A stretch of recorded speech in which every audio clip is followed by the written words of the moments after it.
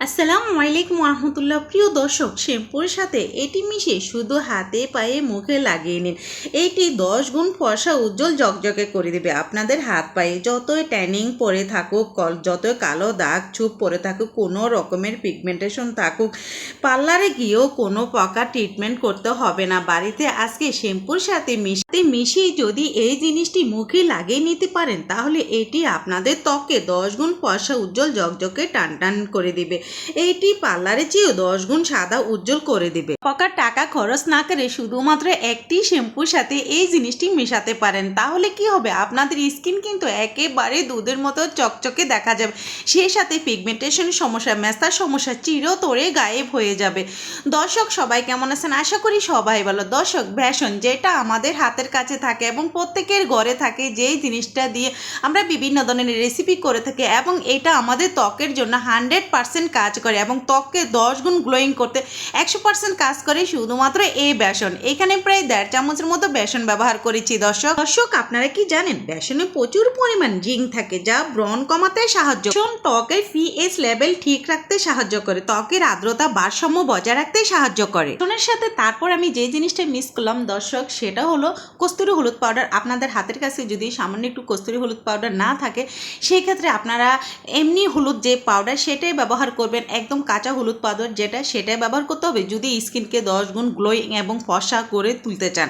দর্শক, কেননা হলুদে রয়েছে অ্যান্টিঅক্সিডেন্ট, যা ত্বকের লালচে ভাব কমাতে এবং সতেজ রাখতে সাহায্য করে। এই হলুদ ত্বকের অতিরিক্ত তেল কমায় এবং হাতে পায়ে লোম পরিষ্কার করতে সাহায্য করে। হলুদ ত্বকের বলি রেখা দূর করতে সাহায্য করে। হলুদ ত্বকের মেলানিন উৎপাদন নিয়ন্ত্রণ করতে সাহায্য করে, ফলে ত্বকের কালো দাগ কমে এবং প্রাকৃতিক উজ্জ্বলতা ফিরিয়ে আনে শুধুমাত্র এই হলুদ গুঁড়ো। তারপর আমি যে জিনিসটা ব্যবহার করেছিলাম দর্শক, আপনারা দেখেছেন, সেটা হলো চালের গুঁড়ো। প্রায় আমি 1 চামচের থেকে খুব বেশি চালের গুঁড়ো ব্যবহার করেছি, কেননা চালের গুঁড়োতে অ্যান্টি এজিং প্রপার্টিস থাকে, ফলে স্কিনকে টাইট করে। এটি খুব ভালো স্ক্রাবিং এর কাজ করে। এটি দিয়ে স্ক্রাবিং করলে এর ছোট ছোট দানা আমাদের ত্বকের মৃত কোষগুলোকে দূর করে, ফলে চেহারায় গ্লো আসে। সেই সঙ্গে এটি হোয়াইট হেডস ও ব্ল্যাক হেডসকেও সরিয়ে তুলতে সাহায্য করে। তারপর আমি যে কয়েক ফোঁটা লেবুর রস ব্যবহার করেছিলাম, আপনারা দেখেন, জাস্ট কয়েক ফোঁটা লেবুর রস আজকের এই রেমেডিতে কিন্তু অবশ্যই ব্যবহার করতে হবে, কেননা লেবুর মধ্যে ভিটামিন সি থাকে, যা ত্বকে টান টান রাখে বা বয়সে ছাপ পড়তে দেয় না।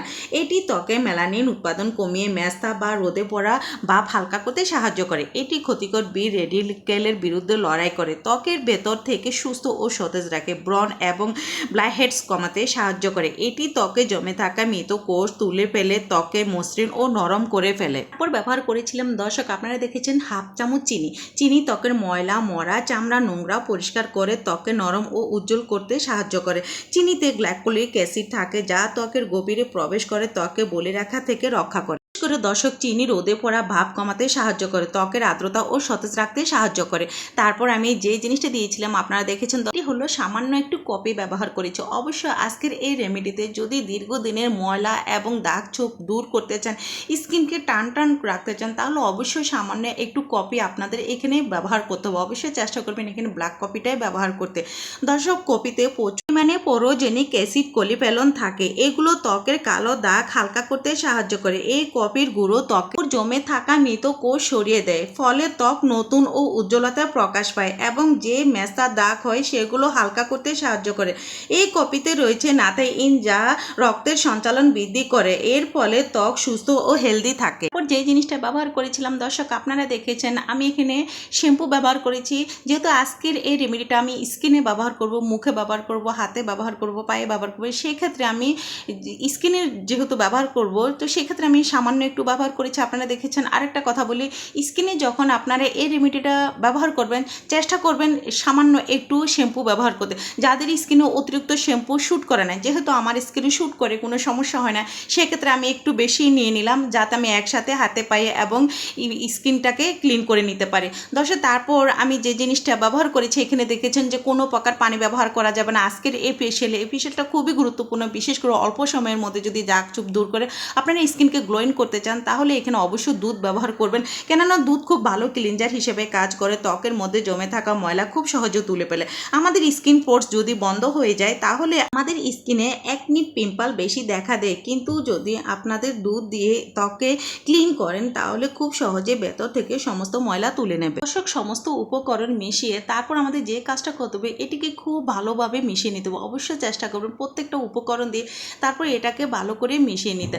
আর এটা কখন ব্যবহার করবেন এবং কখন ব্যবহার করলে আপনাদের স্কিন হেলদি থাকবে, ভালো থাকবে এবং দাগ ছুপ তুলে একেবারে গ্লোয়িং একটা ভাব চলে আসবে।